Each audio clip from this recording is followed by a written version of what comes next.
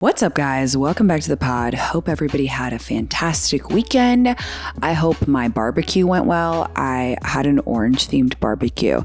I don't want people to wear orange. I really hope they don't. I hope they read the invitation clearly. It says to bring something orange, okay? So I am serving hot dogs and Aperol spritzes as my main meal. And then we're going to have carrots and ranch. I know ranch isn't orange, but you have to make some allowances. You could bring cheese. You could bring orange wine. You could bring mimosas. Steve told me when we were on air on Wednesday that one hot dog takes 36 minutes off your life, which again, I just want to revisit and say, I have absolutely no idea how they calculated that. And it seems like kind of a sick experiment to track someone's life and their, hot dog intake. But anyway, I digress. I will be having a lot of hot dogs. Anyway, I hope it went well. I hope that like my crush comes to my barbecue. I have 2 crushes, so I hope that they come. I've recently refurbished my crush list. And if you haven't done it in a while, now is a really good time to do it right before summer of outside, right? Because we're going into it. So it's a really good time to do some cleaning, okay? Take off crushes that do not serve you. Or, you know, sometimes you get the ick. For me, one of my crushes, I just like got too close to him and I was like, I actually don't have a crush on you at all. But I have some new ones. So it's a great time to do that, to put out your crush energy before the summer. I went to Cabo. It was so fun. I really don't laugh with any group of friends like I do with my college friends. I don't know if you guys feel that too. It's just a different type of closeness. I mean, I've known these girls for, 10 years now, which is insane. Well, more because we, freshman year. So it's like 15 years now I've known some of these girls. And it was Casey's Bachelorette. I lived with Casey for 8 years. Isn't that insane? From freshman year all through Theta, and then we lived together in the Purple House in San Francisco for 4 years, which, by the way, is available to rent. I don't know if I told you guys that before, but we noticed that is available to rent. It's on Laguna Street. I'm sure you can find it. If any girls want to go, 4 girls want to go live in the best house in San Francisco, go live in this house. It has the best juju in the entire world. Is it falling apart? Yes. Is there definitely a raccoon infestation that lives in the back patio? Yes. Are there rats in the garage? Also, yes. But you know what? That's character building, okay? That's character building. We go to Cabo. I haven't been to Cabo in a minute. Cabo is fun because, it's what you see is what you get. There is no delusions of grandeur. Cabo is like, we know why you're here. You're here to have a good time. We're going to give you a margarita on arrival, and you are going to go to Squid Row and Nowhere Bar and dance your asses off to 90s hits, and you're going to feel good about it. And I love that about Cabo. I love being with my college friends so much. I don't know. Sometimes I don't know. It's not that I don't think about them all the time, but like I don't see that many of them that regularly. And then every time we hang out, I'm reminded of how close I am with them and how much I love them. And it's like no time passes at all. So it was nice to get together. But we're honestly, of our college group, there was a few different groups in college, but my main one was 6 of us, and like we're running out of bachelorettes. And I was like, don't look at me, guys. We're a long way out from that. So maybe I'll just have to organize some trips, but it's hard. It's hard. And today we're going to do a RomCom rewind of 27 Dresses because, first of all, it's one of the greatest movies of all time. Second of all, people have been feeling all types of way about bachelorettes and weddings lately. It's about to be wedding season. But just, there's always a shift. And I actually just got an AMA today about, she said, how to have fun in a bachelorette that you're not looking forward to. And it's like, okay, a couple of things. First of all, and my therapist always reminds me of this. She always says, you're not going to have fun. Like, you're going to support your friend and have fun. I mean, you are going to have fun, obviously, but like, you're going to support your friend who's the bride and to make sure that she's having fun. So anytime you're like really down bad, say you're going on a bachelorette where you don't know anybody and you're just going because you're really good friends with the girl, think like, I'm going to make sure she has fun. If you agree to go, then go and have a good attitude about it. The second thing is, you don't forget, like, maybe you're going on a bachelorette like I was with my college friends, and it's like, it's such a gift to be with your friends. It's such a gift. Like, yes, it's expensive, all that stuff we always talk about with bachelorettes, but like the gift of being together, you got to lean into that too. Anyway, this is not about bachelorettes because I know people feel a lot of ways about them, but I had a lovely time. I love Casey so much, and I love her fiance. How rare is that, right? How rare is that one of your oldest friends marries someone, which is sad, by the way, but like, I'm obsessed with her fiance. When I met him, I was like, you are such a value add to the group. You are so funny, so cool. You love my friend so much. Is there any better feeling than knowing your friend is like being loved, like how you love her? Like, that's just like, that's the best. I want that for all my friends. Okay. Speaking of me wanting all good things for my friends, we are going to talk about 27 dresses. Oh wait, I have something to say first. I stayed in this week because I was like, okay, Tinx, like wrap it up. You're going to Cabo. You know, I'm having a big barbecue this weekend. So I was like, I'm going to stay in this whole week and not drink. So it's been like 5 days. I know, a lifetime for me. But I have a hunch. I look uglier when I stay in.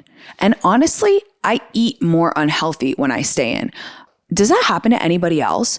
When I'm going, and like people in my own life and people on the internet love to be like, how do you do it when you're always traveling? You go out all the time. How do you do it? By the way, I look great when I'm on the go traveling. I think it's because it's like you kind of get more efficient and you're like, okay, I have to sleep here. I have to eat this healthy food when I have it. I have to like da-da-da-da-da.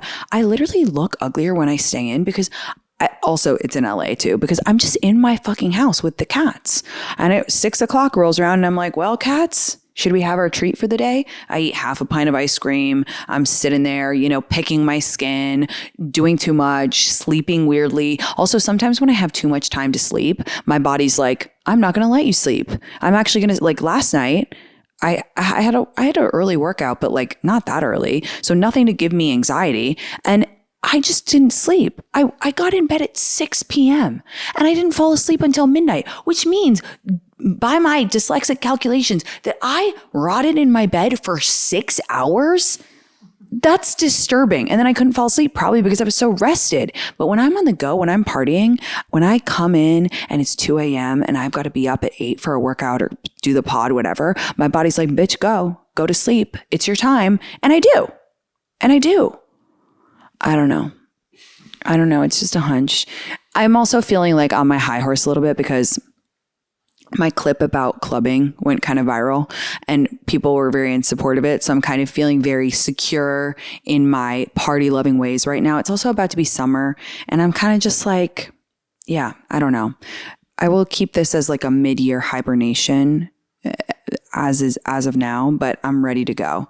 I cannot wait to go to my friends' weddings this summer. I can't wait to go to Mexico. I'm going to Cannes Lion again. I just can't wait. And you'll see my face looking better than it was today, which is like honestly kind of beat up today. Okay. If you are a new listener, I am obsessed with rom-coms, 90s rom-coms, real rom-coms, not this cockamamie, newfangled shit that they're spewing out to us. I won't name names, but I'm sure you can think of a few. Okay. Those are not real rom-coms. Those are disgraces. Those are abominations. Okay. You can't put some of this modern shit that they give us in the same category as 10 Things I Hate About You, My Best Friend's Wedding, How to Lose a Guy in 10 Days. Forget it. They are not the same. So sometimes I like to rewatch them and talk about them and discuss them because it's kind of funny how they used to be. I'm very nostalgic for them, but also sometimes you're like, that would never fly today. So today we discuss 27 Dresses with Katherine Heigl. Why did I pick this movie? Because I was texting with one of my work group chats and they were like, where are you going this weekend? And I was like, I'm going on another Bachelorette. And Caroline sent back like a picture of me, like with my head over Katherine Heigl in 27 Dresses. And she was like, this is you. And I was like, no, that is me, but I don't mind. I like it. And also I look like Katherine Heigl, according to my mom. Like my mom can't even be in the same room as a Katherine Heigl movie without being like, oh my God, I thought you were on screen. And I'm like, okay, well, I don't look that much like her, Mom. But whatever. So we're going to go through 27 Dresses. If you haven't seen it, you got to go see it. There will be spoilers, but like you can probably imagine what happens. So 27 Dresses is about Jane. Of course, they named her fucking Jane, right? Like, okay. Jane has always a bridesmaid, never a bride. I think that was probably the inspo for this movie. It's about a woman who is She has been in 27 weddings. She's always like, she's such a good bridesmaid. By the way, I'm not that good a bridesmaid. So the comparison stops there. I'm kind of a shitty bridesmaid. I'm like way too self-involved. And I'm like, where's my dress? Like, how's my hair going to be? Like, I'm not that good. And then I wrote on my notes, actually, I'm Kevin. So it's Katherine Heigl plays Jane, and then James Marsden plays Kevin. And he, by the way, they look so good in this movie. They look so young. And I looked it up, by the way. Katherine Heigl was 28 in the movie. That's my number one thing to do. I cannot watch something on the screen. I think it's like once you hit 30, I cannot watch something on the screen without Googling, how old is this person now? How old was this person when they started this? You know, like I always Google the housewives ages. I'm like, how old was Ramona season 1? So literally last night, I'm like, how old was Katherine Heigl in 27 Dresses? She was 28. Which I think that they were trying to paint her out as like such an old maid, like, oh my God, 28 and she's not married yet, which like that wouldn't fly either. But I'm Kevin. So Kevin is kind of like cynical about weddings. Don't get it twisted. I love being a bridesmaid. I love, you know, supporting my friends, but I think I have a little bit of the Kevin in me where, you know, I have questions. I have thoughts. I love in 90s rom-coms. So the setup, sorry, for anyone who hasn't seen it, is Jane in a lot of weddings. Kevin is a weddings writer and she's obsessed with his write-ups of weddings. She's a hopeless romantic, whatever. And he runs into her and he's like, are you always a bridesmaid? And she's like, yeah, I'm, you know, oh my God, I love it. Hee hee. I love the serendipitous magic bullshit that they would just let fly in 90s rom-coms. Like this would never happen today because people don't have fun today and they take themselves way too fucking seriously. But in the movie, she leaves her filofax, which like gun to my head, how do I spell that? I don't know, fucking know. She leaves her filofax in, I remember my mom's filofax when I was growing up. Do you remember? It was like really special to her and she'd always be like, where is it? And I'd be like, okay, the magic book. Anyway, I kind of want one. I think they're chic. He finds it and like in the cab and he's like, oh my God, this woman's crazy. Like I need to investigate more. I have a note in here. The old pastis is in the back of one of the shots, which I love. I love it so much. The old pastis, so good. So good. Another thing that I love about 90s rom-coms, I always love the best friends. Like they always have a best friend of the girl and a best friend of the guy. And Judy Greer plays Jane's best friend in the movie. Her name is Casey in the movie. And she's just the best rom-com best friend ever to live. She just is so funny. Her comedic timing is amazing. She has exactly the right demeanor and she just slays in this movie. So she's great. So Kevin's whole shtick is like, I see all these weddings up close and like they're kind of all the same. And the wedding industry has transformed them in weddings into something they shouldn't be. They're very consumer driven, blah, blah, blah. And Jane is like, no, they're romantic, blah, blah, blah. Also, a sidebar. So Kevin writes for a newspaper and he like wants to write about something serious, like not weddings. I love how another trope in all of 90s movies was like your boss cock blocking you from doing the job that you really want to do. Like in How to Lose a Guy, she's like, I want to write about politics. And the woman's like, no, you have to write about shoes. And she's like, but I want to write about like, you know, the foreign affairs. And she's like, you work at Composure, bitch. What does this look like? The Washington Post? Take a hike. Which also was confusing to me because I'm like, how dumb is Andy Anderson? Like, it's a woman's, like, this is not the magazine. This is not the place, girl, whatever. Anyway, I digress.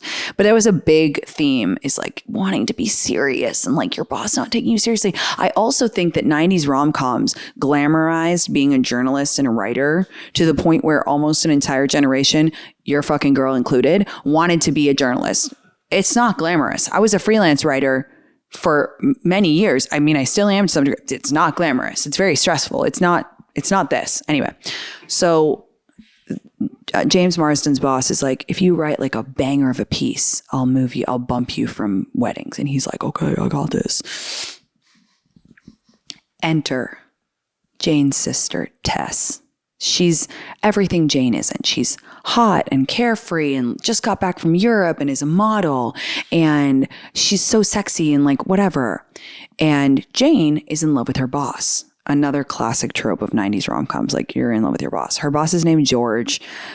It's hard for me in this part because like for anyone to be in love with George, who seems like the most vanilla Wonder Bread, like human, like piece of plain pasta, like ever to walk. That is a little bit difficult for me. Like, why would you fancy him? But anyway, Jane is in love with him, and she's like thinking about telling him, oh my God, I'm going to be in love with you. I'm in love with you. She's his assistant, right? And she's like the best assistant ever. So Tess comes in and she's like, oh, I'll meet you at the party tonight. And just as Jane is about to tell George, I'm in love with you, I've always been in love with you, Tess arrives. And George is like, holy shit, who's that? I don't want to make this too much about my theories, but like date box, okay? Tess is in George's date box. And you might be saying, oh, well, what about Jane? Was she in the hookup box? Nuh-uh. George and Jane didn't meet in a romantic setting. So it's different, okay? But Tess immediately in George's date box. He's like, oh my God, let's go dancing. Let's, I want to take you out. And Tess sees George and is like, I have to make myself be, you know what? Tess reverse box theories George, okay? She meets him. She says he's tall. It's her sister's boss. She wants to impress him. And so she says to Jane, like, oh my God, like, what's George like? And Jane is like, he's the best. Like, he loves animals and like loves outdoors. So Tess constructs this personality around all these things that she's learned. And by the way, who among us has done this? I know I have. I used to do this. This is like the basis of reverse box theory. I used to stalk guys' Instagrams before I would go on dates with them. And I would see like, oh, they have, this sports team in their Instagram. I need to learn about the sports team. Or, they have a dog. I'll pretend to be a dog person for a day, whatever. And I'm a cat lady for life. And so it just doesn't work when you do that. You can't manipulate someone into liking you. And also falling in love with someone is so much more than having the same interests. I do think it's important to see the world the same way, but let me put it this way. Can a cat lady and a dog man be together? 100%. 100%. That shit doesn't matter. I know there's a lot of dog people out there being like, I would never live with a cat. No cat people are thinking that. I just want you to know. Okay. So again, like the magical realism continues, and George and Tess decide to get engaged after like 3 weeks. And they also, for some reason, like want to get married in 3 weeks too, which like, okay, whatever. But again, date box. And I thought it was funny. There was a line that was like, Tess was like, I don't have many girlfriends. I don't know why. And Jane like rolls her eyes and Tess goes, okay, fine. It's because they're jealous of me. And Jane is like, oh my God. So she actually asks Casey to be her bridesmaid, even though she barely knows her, which again, not realistic, but whatever, it's fine.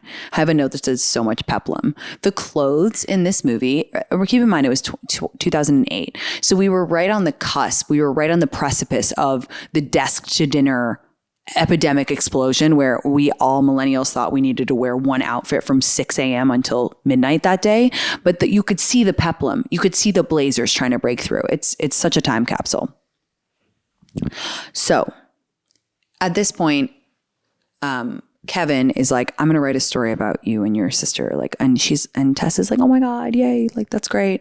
And Jane is annoyed by him because he's pushing all of her buttons, and they have a lot of chemistry, but she doesn't see it because she's just so pissed that George falls in love with her sister. And I also think that like another big trope of this movie that was a big trope in 90s TV, early 2000s TV, and the rom-coms and movies alike was like, us versus them girls. Like you see it in Sex and the City with Natasha and Carrie. You see it in like She's All That. It's like the us versus them girls. It's like the pretty girls who have it easy, and the awkward, like anxious, talk too much, it's never me vibe. And listen, no one loves rom-coms more than me, but I do think that it was very influential on how millennial women think. And I do think that a lot of these tropes contribute to scarcity mindset, because it creates this narrative that it's like me or her, right? He's either going to go for the messy girl with the curly hair or the preppy girl with the straight hair, the clean girl. And it's just like,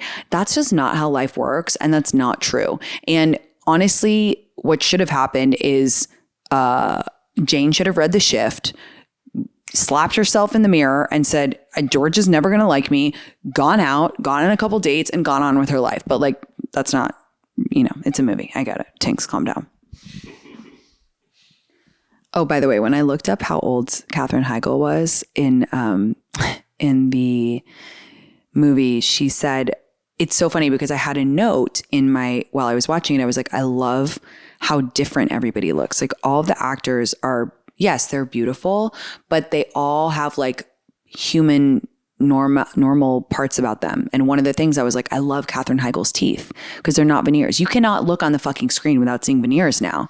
And then I looked it up and she said, oh, I was 28 and I was like doing Invisalign during the taping of that because I was going to get married. So I wanted to have better teeth. And I was like, damn, I just like, that's one of the problems that I have with modern day movies is like everybody has the same plastic surgery. Like everybody has the same nose. Everybody has the same lips. Everybody has veneers. And it's just not as like interesting to watch. Also like Katherine Heigl and I think it's pronounced Malin Ackerman, who's her sister. They're both so beautiful, but they couldn't look more different. And I love that. And like also Casey, played by Judy Greer, again, completely different looking. And now it's like we just have these carbon copies and everybody looks so overly perfect. It's distracting to watch, you know? Katherine Heigl is super beautiful, but she's also like real in a way, which I just miss that. Anyway, it's funny that she did Invisalign. So this movie is also about like setting boundaries because, you know, Katherine Heigl says yes to all of these weddings too, right? She enables this type of behavior. And that's kind of why she doesn't like Kevin is because he's calling out that it's honestly, a lot of it is her. She has no boundaries to say like, no, I'm not going to go to this wedding or like, no, I don't want to organize this for you or whatever.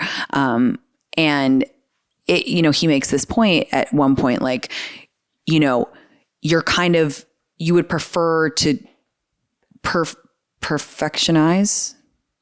You would prefer to perfect other people's lives than like take a stab at your own because it's like too scary to try it for yourself. So there's a deeper message in this rom-com as well. Anyway. So then there's the crazy scene where they are going to get linens upstate and Kevin ends up going with her. There's a storm. They hydroplane. Again, perfect rom-com fodder. So good. And they go into the dive bar and they do the Benny and the Jets scene. And she's like, oh, you know, one of my favorite weddings was this wedding. And he's like, I don't even remember what you're talking about. She was like, God, how can you write that stuff and like not remember how emotional it was? Then they get really drunk and they do Benny and the Jets. And then my favorite part of the whole movie, the kind of like, I'm just a girl moment of this movie is she jumps down off the bar and he goes, I cried like a baby at the Keller wedding. And they start making out and then they go to the car and they fuck in the rain, which like I sometimes hate my brain because all I could think about last night when I was watching it is like how smelly it would be because, you know, when you're like soaked with rain and then you're in a small trapped car and she has like a small car, I was like, oh my God. And then they sleep in the car. Oh my God. My sensitive ass could never. When I tell you that I cannot sleep, you guys, unless I have like an air purifier on, an eye mask, like water, all that stuff. And I hate that my logical brain got in the way of me enjoying that scene, but it's a great scene. He's like, oh, I cried like a baby at the Keller wedding. And I'm like, yes, fuck. Okay. Then the article comes out. So she wakes up the next morning and like the sex was probably good. The dick was bomb, whatever, even though it was in the car. And they're in a diner and she's like, you're the girl from the article, which is like so classic. A massive trope in 90s movies is there's always an article, right, that comes out. And he's like, no, I told my boss like not to run it. And she's like, I hate you. She slaps him. She actually doesn't say I hate you. She just slaps him and walks away, which is so powerful. And then she gets like a little bee in her bonnet and she's like, I hate my sister. Like, I can't bear to see her marry this guy when she's lied her way into getting this ring, in her opinion. So she decides, and her sister, their mom passed away and the sister cuts up the mom's wedding dress, like chops it up. So, and it's into this like sexy dress. And, you know, Jane has wanted to wear her mom's dress for forever and a day. So she's pissed at Tess. So she decides to make a slideshow about all of the lies that Tess has told. So she's like, Tess isn't a vegetarian. Tess hates kids. Tess is, whatever. And George is like, whoa, what the fuck? Like, I need to retract my engagement. Like, I don't even know who you are. And immediately when she does it, Jane is like, I fucked up. Like, this was not the right thing to do. And there's a great line where Casey, her friend, is like, you know, Jane is like, I thought I would feel better standing up for myself. And Casey was like, you didn't stand up for yourself. You unleashed 20 years of suppressed feelings, which again is like, it's interesting, right? Because I think that we all know a person who's like, I'll do it. Like, I'll be the bride. I'll get the thing. I'll organize this. I'll do that. But like deep down, they're resenting it. And that's why boundaries are so important, right? It's so important to set those boundaries and be like, actually, I don't have the bandwidth to plan this. I don't have the bandwidth to get the merch for this. I'm sorry, I can't plan your birthday dinner. You have to set those boundaries. Otherwise, you end up exploding on people. And I have had to learn that the hard way. Like, I think because I'm such a control freak and because I love to do things, I love to go on trips and plan, whatever. I, in the past, have gotten to a point where I'm like, I'm so mad. Like, I'll plan a dinner or a trip and I'm looking around waiting for people to be like, oh, Tinx, we love you so much. Like, thank you. You're the best ever. And no one does. And I'm like, ah.